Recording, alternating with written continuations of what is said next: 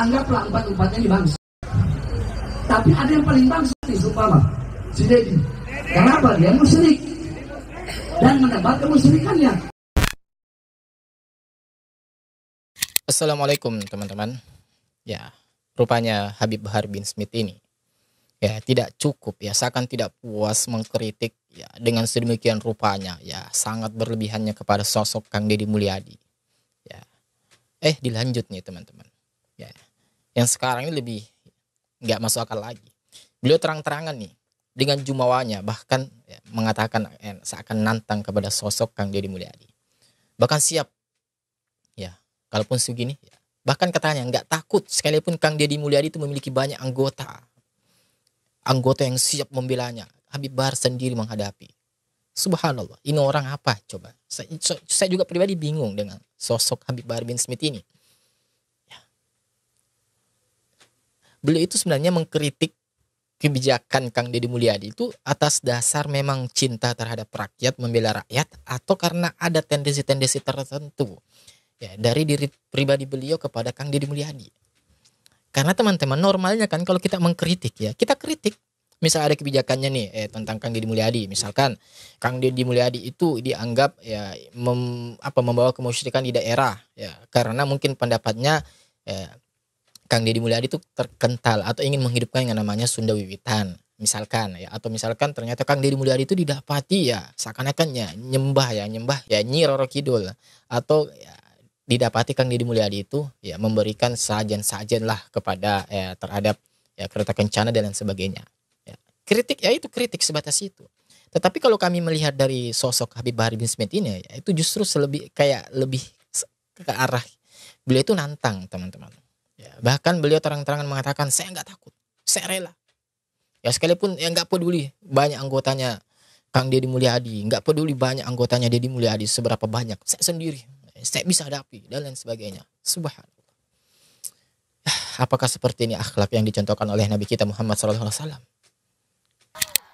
Saya nggak ada urusan, saya nggak ada urusan. Nggak ada urusan saya. Iblis saya makan kok. Iblis saja gua makan. Dedi lagi. Jangan. Purwakarta kota San. Okay. Apa? Banyak anak buah yang nggak ada urusan. Banyak anak buahnya Kang Deddy nggak ada urusan, katakan Habib Bahar ya. Bahkan nggak ada urusan. Bahar bin Smith nggak ada urusan. Saya udah nggak ada urusan, saya nggak peduli. Saya mau masuk penjara udah nggak pernah ada urusan. Kata Habib Bahar ya, saya nggak peduli sekalipun masuk penjara atau apa saya nggak peduli. Masuk penjara, masukin saya penjara. Pulang dari sini penjarakan saya. Saya nggak ada urusan, saudara. Mau masuk penjara, ya saya 13 kali masuk penjara. Seakan bangga beliau menceritakan itu teman-temannya. Saya 13 kali penjara. Jadi seakan-akan di penjara itu bagi Habib Bahar bin Smith itu sebuah prestasi. Ya. Apakah seperti itu ya? Wallahu alam ya. Tapi seakan-akan kayak bangga begitu menceritakannya. Keluar masuk. Kenapa? Karena saya membela rakyat. Yang saya bela rakyat yang susah, rakyat yang gelap. Ya selalu seperti ini teman-teman ya, membela rakyat. Rakyat yang ditipu, rakyat yang dibohongi, rakyat yang tidak disejahterakan. Itu yang saya bela sehingga saya keluar masuk penjara. Makanya bagi saya sudah bosan, saya sudah muak. Sudah bosan teman-teman ya. Sudah melihat ketidakadilan bagi rakyat, melihat penyengsaraan rakyat, melihat penyesatan rakyat, melihat kesewenang-wenangan pemerintah kepada rakyat. Makanya saya sudah bosan. Saya tidak peduli mau kalian penjarakan, mau kalian saya subhanallah ya.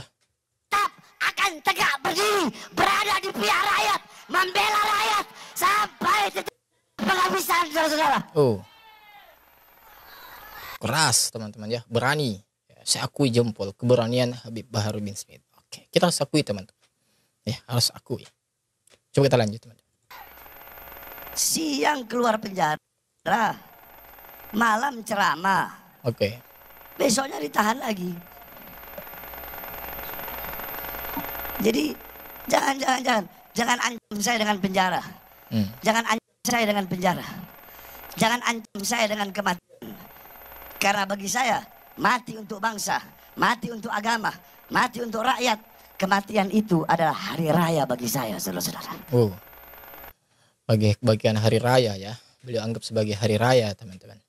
Ya, justru beliau suka kalau ada orang yang buat beliau itu kayak gini. Jangan pernah kami. Jiwa kami jiwa pejuang. Dimanapun diletakkan, tetap kami akan bertahan. Ini saya nggak ngebayangin mic-nya ini teman-teman ya. Kalau dia seandainya dia punya nyawa, lah gua salah apa, gitu. Kami tidak peduli seberapa besar ancaman, hukuman, tuntutan. Kami tidak peduli. Penjara yang kalian anggap menakutkan bagi kami adalah permainan. Penjara yang kalian anggap neraka bagi kami adalah surga. Oh, surga bagi Habib Bahar bin Smith teman-teman. Kami tetap akan menegakkan kepala. Kami akan melawan para koruptor-koruptor, para pengkhianat-pengkhianat bangsa. Kami akan tegak berdiri melawan mereka. Tidak akan berhenti sampai mati. Tidak akan mundur walaupun harus hancur. Allahu Akbar. Ya, itulah tadi teman-teman ya. Sebuah ya ceramah, bukan ceramah sih. Orasi yang disampaikan oleh Habib Bahar bin Smith ini. Jadi sedikit lucu teman-teman ya, di awal beliau membahas Kang Deddy Mulyadi, sampai semakin kesini makin menyerempet ke koruptor lah, ya ke pihak zalim lah, pemimpin zalim lah, dan sebagainya. Ya ini sudah kemana-mana nih ya, ini artinya ini merambat kemana-mana. Ya tidak fokus ke substansi yang beliau permasalahkan Kang Deddy Mulyadi. Ya ini cuman ini disitulah ya namanya Habib Bahar bin Smith ya, namanya Habib Bahar bin Smith teman-teman. Jadi kalau kita berbicara tentang itu tadi ya, bahwa di sini lagi-lagi seakan-akan Habib Bahar bin Smith itu paling tahu dan paling bisa ketika menjadi pemimpin. Saya sebenarnya sih pribadi berharap seandainya pemerintah ini mau ya memberikan tonggak estafet ya sebentar saja, sekali saja ya untuk Habib Bahar bin Smith. Ya kita mau tes nih apakah beliau ya bisa menjalankan roda kepemerintahan ini dengan baik, dengan ya yang beliau harapkan lah selama ini. Coba kita mau tes teman-teman ya. Kan selama ini beliau sering berkoar-koar ya bahwa pemerintah itu begini-begini, seakan-akan pemerintah itu tidak ada benarnya, salah semua.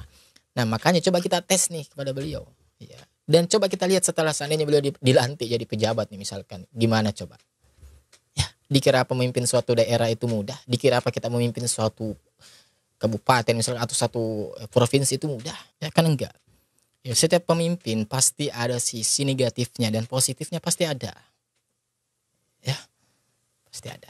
Nah seandainya ketika Habib Bahar ini mendapatkan sesuatu yang beliau anggap itu tidak sejalan atau tidak sebagaimana mestinya, ya silahkan kritik tetapi tentu dengan cara dan adab dan beretika. Kalau seperti ini coba teman-teman, apakah mau kita katakan ini bentuk kritik? Ya cara yang disampaikan, cara yang ditampilkan Habib Bahar bin Smith ini kepada kita semua, apakah ini mau kita sebut sebagai kritik atau ceramah? Kan susah teman-teman. Justru di situ tadi kalau kita lihat narasinya itu seakan-akan ya merasa nantang gitu, merasa gua bisa nih, ya lu jual gua beli. Ya, ini apa coba teman-teman? Ini bukannya memberikan solusi, justru memperkeruh keadaan. Ya.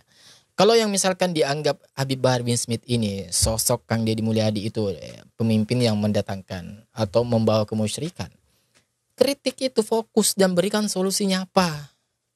Bukan justru kayak gini. Ya, bagaimana orang mau mendengar kita kalau seperti ini? Coba teman-teman. Ya.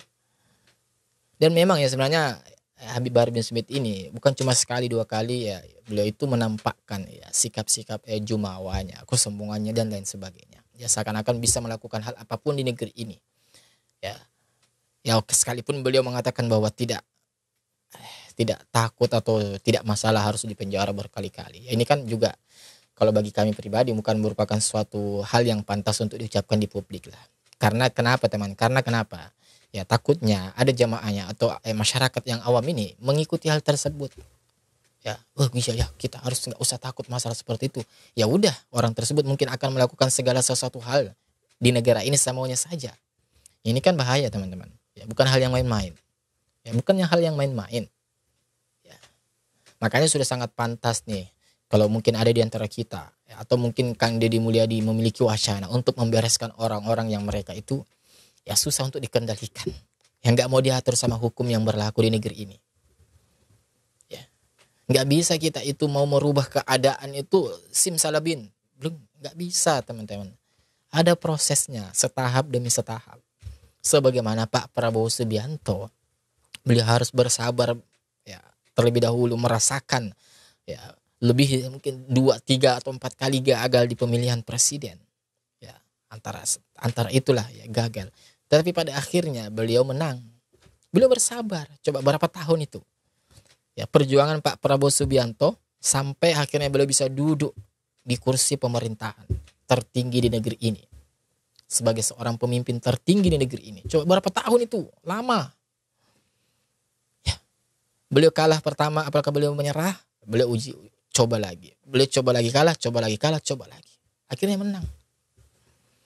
Maksudnya di sini teman-teman poinnya adalah ketika kita menginginkan suatu perubahan, ya tentu proses teman-teman. Ya, Kang Deddy Mulyadi ini kan baru menjabat sebagai gubernur. Nah, kita buktikan dulu nih. Ya, kita lihat dulu nih. Ya. Ataupun coba kita tanya teman-teman yang berada di Jawa Barat nih. Coba kita kan bisa tanya nih. Ya, coba silahkan kalian komen di kolom komentar kita di bawah. Jawab ya. Bagaimana kesan ya pendapat kalian ya selama beberapa waktu ini ya dipimpin sama Kang Deddy Mulyadi. Apakah memang sesuai dan benar yang dikatakan, yang dikhawatirkan oleh Habib Bahar bin Smith itu, bahwa Kang Deddy Mulyadi itu mendatangkan kesyirikan di daerah Anda, di daerah kita semua? Coba silakan kalian komen di bawah.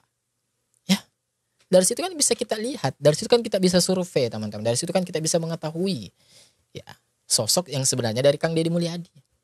Ya, karena yang paling tahu tentang sosok Kang Deddy Mulyadi adalah warganya sendiri. Iyalah, karena sering beraktivitas, sering ya beristilahnya ya memang di daerahnya dipimpin gitu loh. Akan sangat aneh kalau Jawa Barat dipimpin oleh Kang Deddy Mulyadi, kemudian orang di luar dari Jawa Barat mengkritik Kang Deddy Mulyadi, ya, mengkritik sesuatu yang bukan dia tidak tinggal di daerah tersebut. Ini kan sangat aneh teman-teman. Ya, jadi itulah tadi, kita ini boleh mengkritik, tetapi jangan juga berlebihan. Kalau seperti ini, ya, maka akan timbul reaksi lagi bagi orang-orang yang kita ini memang ya, menyukai atau sependapat dengan Kang Deddy Mulyadi, ya, karena akan melihat hal seperti ini justru kesannya itu ingin menjatuhkan ya perasaannya Kang Deddy Mulyadi. Ya entah ya kenapa, seakan-akan selalu saja ada orang-orang yang ingin menjatuhkan perasaan Kang Deddy Mulyadi. Padahal kita tahu ya beliau itu bekerja, sudah ada buktinya bekerja dengan rakyat, tidak sungkan-sungkan, tidak ragu-ragu untuk terjun langsung ke lapangan. Dan hal tersebut itu bukan baru kali ini dilakukan, sudah lama, bertahun-tahun yang lalu. Artinya kalau kita mau katakan beliau itu pencitraan ya sangat sulit. Sebab hal itu beliau lakukan sudah jauh-jauh ya, hari-hari yang lalu.